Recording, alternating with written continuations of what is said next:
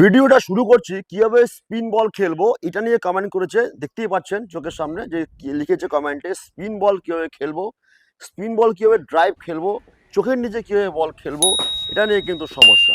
এই সমস্যাটা কিন্তু অনেকেরই আছে। আজকের ভিডিওতে দেখাবো কোন বলকে আমি ডিফেন্স করব আর কোন বলকে রাখবো, কোন স্পিনারকে আমি ড্রাইভ মারবো।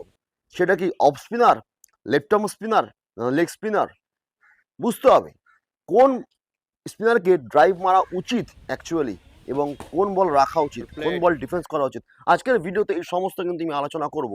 সুতরাং খুব মনোযোগ সহকারে ভিডিওটা দেখলে আপনারা বুঝতে পারবেন এবং সেটা নিয়মিত প্র্যাকটিস করলে অতি অবশ্যই কিন্তু তার রেজাল্ট পাবেন। নমস্কার, আমি সুব্রত, আর আপনি দেখছেন আমার সাথে বেঙ্গল ক্রিকেট ইউটিউব চ্যানেল। আজকের আধুনিক ক্রিকেটে স্পিন বল খেলাটা অনেক ছাত্রের কাছে সমস্যা। তারা তো পেস বল খেলে নেয়, কিন্তু স্পিন বল বুঝতে পারে না। একটু ফ্লাইট দিয়ে আসলে তোমার বুঝতে অসুবিধা হয়। কি ঠিক বলছি তো? স্পিন বল যখন একটু দূরে পড়ে তখন বুঝতে পারো না ফ্রন্ট ফুটে যাব না ব্যাক ফুটে আসবে। এই সমস্যায় কিন্তু ছাত্ররা জর্জরিত।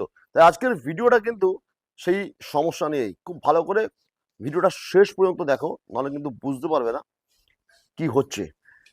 আর ভিডিওটা দেখে বারবার দেখে নেটে প্র্যাকটিস করার চেষ্টা করো। তোমরা এতদিন যেরকম আমার ভিডিও দেখে আসছো সেরকমভাবেই কিন্তু আজকের ভিডিওটা হতে চলেছে। খুব ইম্পর্টেন্স, এবং প্রতিটা মুহূর্ত যেটা আমি বলছি সেটা খুব ভালো করে বোঝার চেষ্টা করবে। আদারওয়াইজ কিন্তু পিছিয়ে পড়বে, কিছু বুঝতে পারবে না। তো চলো দেখে নিই আজকের সমস্যাটা কীভাবে আমরা সমাধান করব।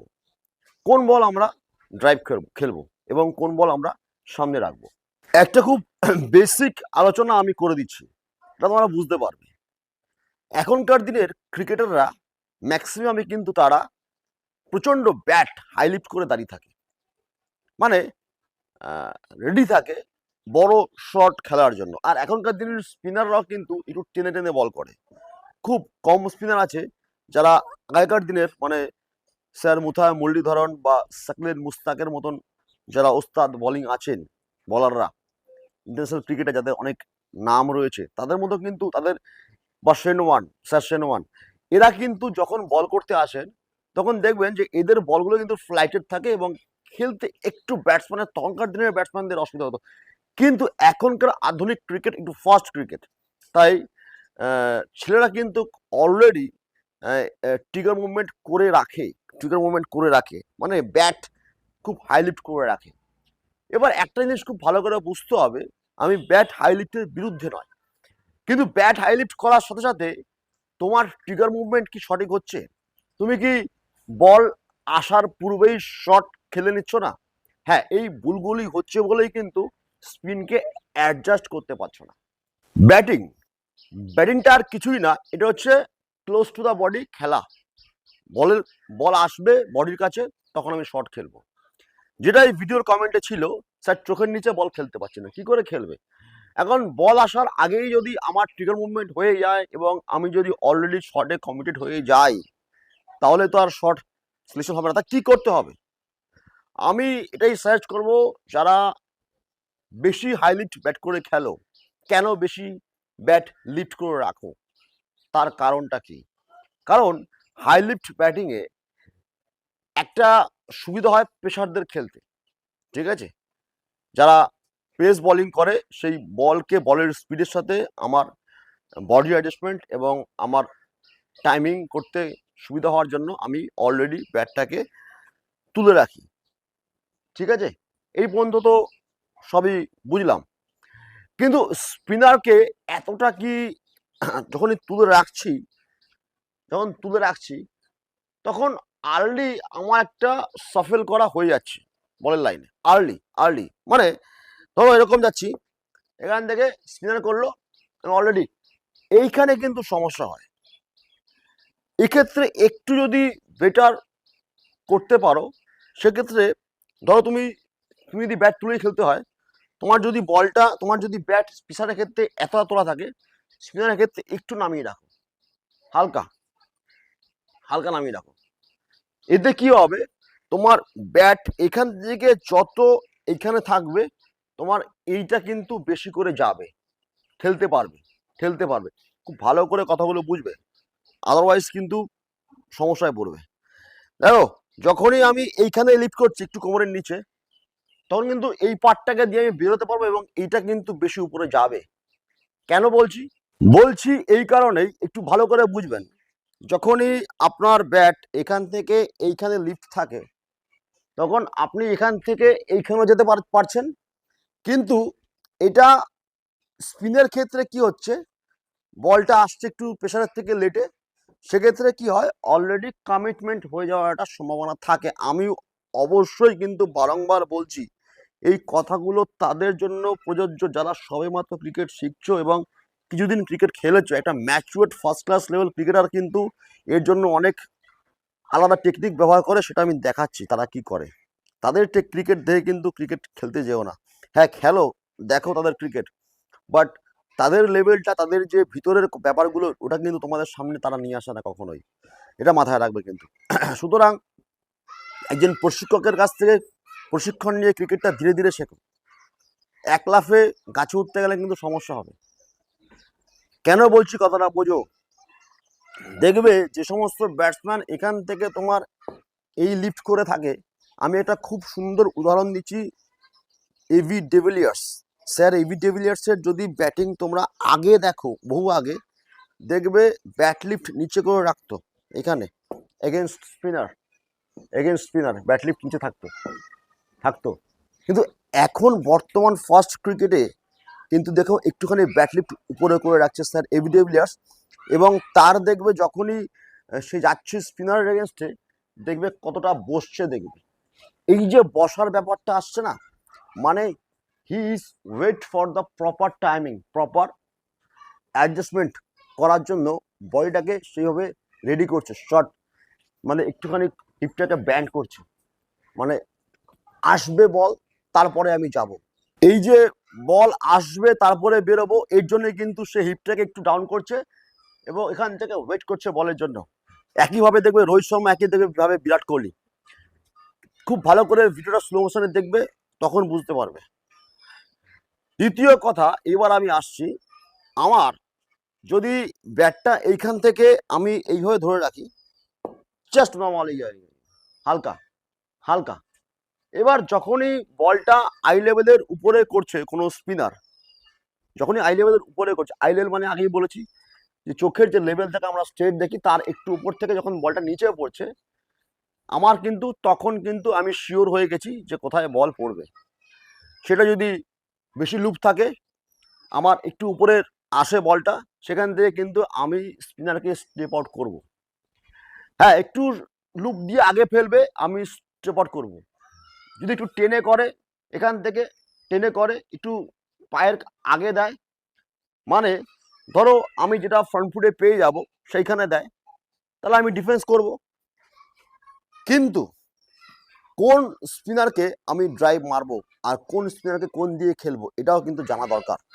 খুব ভালো করে বোঝো। এখানে আমি এখানে দাঁড়িয়ে আছি, আমি এখানে এইভাবে দাঁড়িয়ে আছি, এবারে আমার এখান থেকে এই ব্যাট লিফট সোজা, এখান থেকে বলটা করেছে, আমার বডির একটুখানি আমি দেখো সামনের দিকে হেলে আছি, একটু সামান্য, জাস্ট ওয়েট।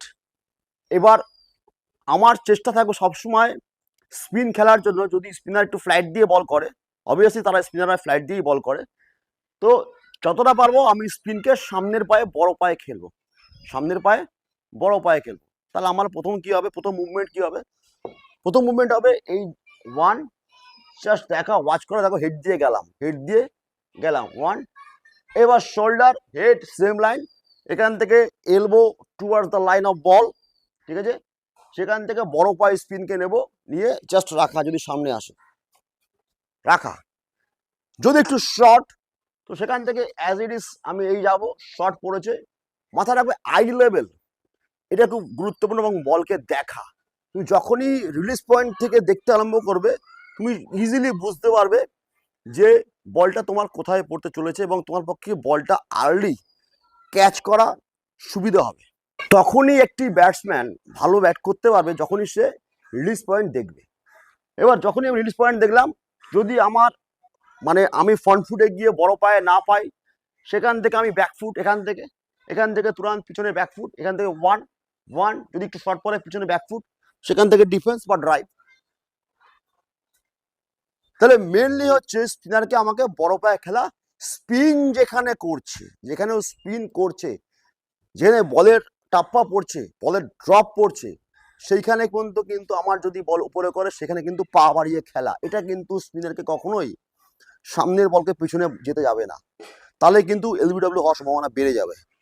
স্পিনকে হচ্ছে এমন জিনিস, স্পিনকে সুযোগ দিলেই, যদি বল স্পিন হওয়ার সুযোগ দাও, সেক্ষেত্রে কিন্তু তুমি বিপদে পড়বে। তাই চেষ্টা করবো স্পিনারকে খুব ক্লোজে মিট করা, মানে বলের ড্রপের কাছে মিট করা, ঠিক আছে? এটা আমার মাথায় থাকবে সবসময়। স্পিনারকে বলের ড্রপের কাছেই ধরো, ধরো, একটু শর্ট পরে ব্যাকে আসো, একটু শর্ট ব্যাকে আসো, কিন্তু চেষ্টা করবো স্পিনারকে উপরে যদি করে সামনের পায়ে খেলা, সামনের পায়ে খেলা, এটা মাথায় রাখবে। অফ স্পিনার যারা রাইট হ্যান্ডার ব্যাটসম্যান, অফ স্পিনারকে কখনোই ড্রাইভ মারতে যাবে না। কারণ কেন বলছি, তুমি ড্রাইভ মারতে গেলে এদিকে খেলবে, এদিকে খেলা মানে কি, এগেইনস্ট দ্য স্পিন হয়ে গেল, তোমার বল কিন্তু প্রপার টাইমিং হবে না। যদি খুব শিওর না হয় তাহলে ড্রাইভ মারবে না, বল কিন্তু হাওয়ায় যাবে।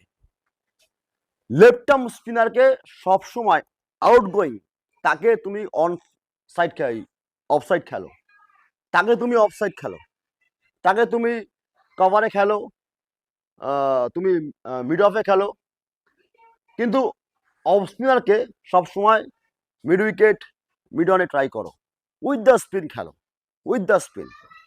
আমার বলার কথা হচ্ছে, কথার বক্তব্য হচ্ছে উইথ দ্য স্পিন খেলো। স্পিন খেলার সবচেয়ে বিশেষ মন্ত্র হচ্ছে, যত আমি লেট বেরোবো, যত আমি লেট বডি মুভমেন্ট করব, যত আমি লেট বেরোবো, তত কিন্তু বেশি আমি স্পিনের ওপর হাবি হতে পারবো, মানে স্পিনের ওপর আমি কার্যকারিতা সিদ্ধ করতে পারবো।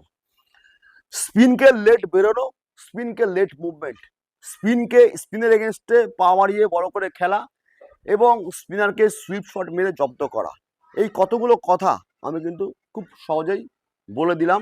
এগুলো কিন্তু নেটে প্র্যাকটিস করতে হবে। স্পিনের এগেনস্টে লেট মুভমেন্ট, ধরো আমি দাঁড়িয়ে আছি এইখানে, এখান থেকে জাস্ট যখনই আমি ট্রিগার মুভমেন্ট করে রাখি হালকা, ঠিক আছে, সেখান থেকে কিন্তু আমি রিস্ট কক করে রেখেছি। এখান থেকে কিন্তু যখনই বল আসলো, এখান থেকে সাইড ওয়াইজ দেখাই, যখনই বল আসলো জাস্ট একটু ওয়েট করো। এখানে এই যে তুমি হাঁটু ভাঙছো, এই যে নিটা ব্যান্ড করছো, এই যে সামান্য পরিমাণে, এই যে হালকা নি ব্যান্ড, এখান থেকে কিন্তু ওয়েট, প্রপার ওয়েট, ওয়াচিং, বেরোনো, আগে দিলে বেরোবো, যদি একটু লুপ দেয় স্টেপ করে মারবো,